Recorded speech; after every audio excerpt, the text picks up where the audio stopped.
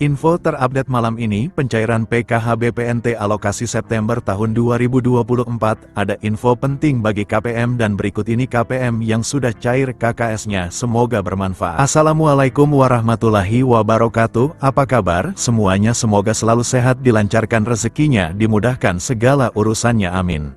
Nah, di video kali ini saya akan berbagi informasi yaitu aturan penting terkait pencairan bantuan PKH tahap September-Oktober tahun 2024. Nah, lalu kira-kira ada aturan terbaru seperti apa ya? Maka dari itu simak terus videonya sampai selesai agar supaya tidak menimbulkan gagal paham dalam menyerap informasinya.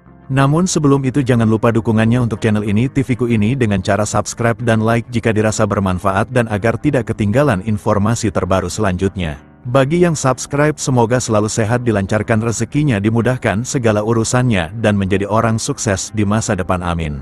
Nah oke, langsung saja berikut ini terkait peraturan terbaru pencairan bantuan PKH BPNT September tahun 2024. Nah, perlu diketahui bahwasanya pencairan bantuan PKH di tahun 2024 itu masih sama ya, pencairannya melalui kartu KKS dan nominalnya pun bisa berbeda-beda ya, tergantung komponen yang dimiliki. Nah, selain itu juga sudah ada peraturan yang sudah ditetapkan dalam hal pencairan PKH di tahun 2024.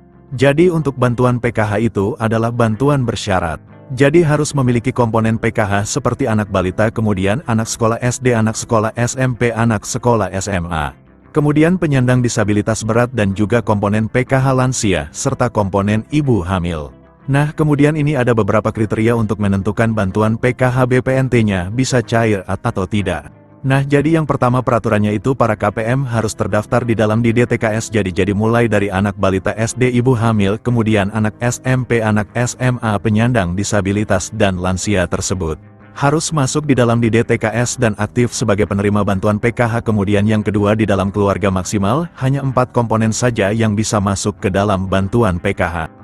Kemudian yang ketiga, prioritas bantuan PKH yang memiliki komponen datanya itu harus aktif ya, dan padan antara di DTKS dengan Dukcapil. Kemudian peraturan yang kelima, jika kalian terdaftar sebagai penerima bantuan PKH anak sekolah, baik itu SD, SMP maupun SMA, ini datanya harus terdaftar di aplikasi Dapodik sekolah masing-masing dan datanya badan dengan di DTKS, jadi tidak boleh ada perbedaan. Selanjutnya, yang keenam, untuk komponen PKH balita yang disebut sebagai komponen PKH balita itu adalah hingga anak yang kedua saja ya. Apabila ada balita ketiga ataupun balita keempat dan seterusnya, maka sudah tidak dapat dibilang penerima bantuan PKH lagi ya, karena dibatasi sampai balita kedua saja. Selanjutnya, peraturan ke-8 untuk komponen disabilitas, jadi maksimalnya itu ada 4 orang ya yang bisa menerima bantuan PKH. Kemudian selanjutnya untuk komponen lansia, peraturannya adalah yang dibilang komponen PKH lansia sama seperti penyandang disabilitas, yaitu maksimal 4 orang saja. Kemudian peraturan selanjutnya untuk komponen lansia tersebut itu usianya harus mencapai minimal umur 60 tahun ke atas. Selanjutnya untuk komponen cucu itu juga bisa masuk ke dalam pencairan bantuan PKH asalkan lolos sebagai penerima dan memenuhi persyaratan.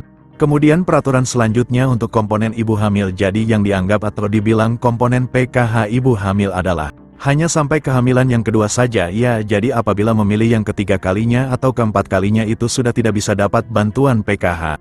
Kemudian juga memiliki anak yang normal, yang bersekolah di jenjang SD, sedangkan untuk yang nominal penyandang disabilitas dan anak sekolah SD itu nominalnya berbeda-beda, lebih besar penyandang disabilitas SD.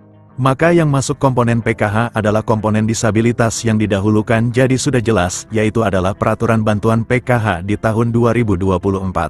Sementara untuk jadwal pencairannya jika tidak ada perubahan akan dicairkan di antara bulan ini atau Oktober tahun 2024. Nah, berikut ini KPM yang sudah cair KKS-nya terupdate di media sosial. Nah, berikut saldonya cair segini, 400.000 kemarin daerah Cirebon, semoga yang lain cepat menyusul cair, amin. Nah, sekian dulu informasi ini, semoga bermanfaat bagi semua. Assalamualaikum warahmatullahi wabarakatuh.